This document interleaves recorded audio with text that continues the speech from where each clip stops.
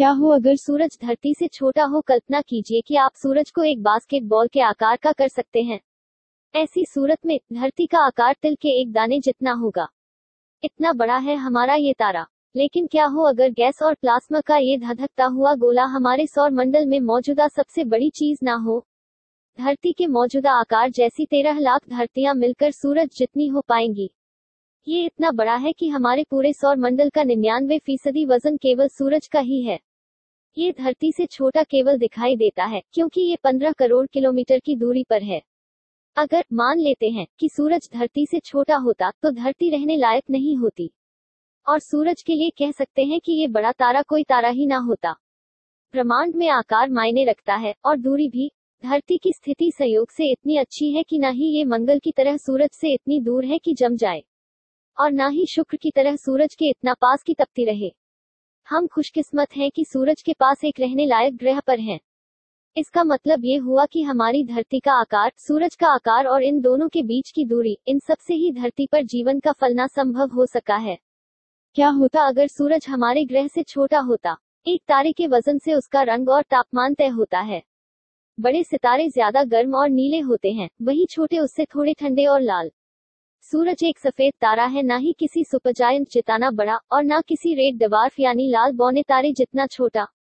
आप सोचेंगे कि इसे आकार में छोटा करने से ये एक लाल बौने तारे जैसा होकर रहने लायक जगह बन जाएगा, लेकिन ऐसा नहीं है। एक तारा, चाहे वो सुपरजायंट हो या रेड डवार्फ, तब तक ही तारा होता है जब तक उसके कोर में थर्मोन्यूक्लियर फ्यूजन हो रहा हो। तारे कितने छोटे हो सकते हैं। हमने अब तक ज्यादा रेड डवार्फ तारों को नापा तो नहीं है, पर अब तक में जिस सबसे छोटे तारे को हम जानते हैं वो धरती के 10 गुना वजन के बराबर है। ये अनुमानित रूप से फ्यूजन कर पाने जितने आकार के काफी करीब है। 10 धरतियों के वजन से जरा भी छोटा होने पर वो तारा नहीं रहेगा, बल्कि एक ठंडा और बगैर रोशनी का अवशेष मात्र होगा।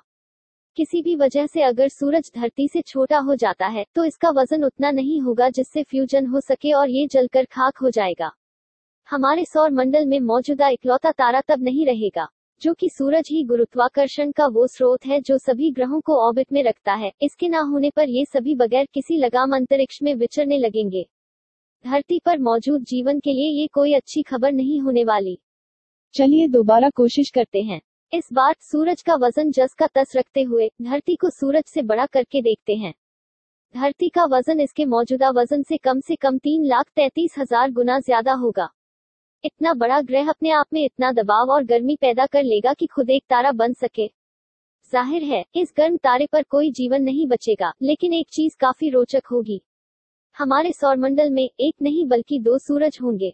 ये एक बाइनरी सिस्टम बन जाएगा जहां 2 तारे एक दूसरे के इर्द गिर्द चक्कर लगाएंगे और सारे ग्रह इन दोनों के चारों ओर। ऐसे में धरती पर जीवन की कोई संभावना नहीं होगा, लेकिन दूसरे ग्रहों और यहाँ तक कि चांद पर भी जीवन होना संभव हो सकता है। अब तक जितने भी मंडल देखे गए हैं वहाँ या तो 2 तारे हैं या उससे ज्यादा। कुछ में तो रहने लायक स्थिर परिस्थितियाँ भी हैं। कितना अच्छा होगा ना एक ऐसी दुनिया में रह पाना जहाँ आसमान में एक नहीं 2 सूरज दिखाई देते हों।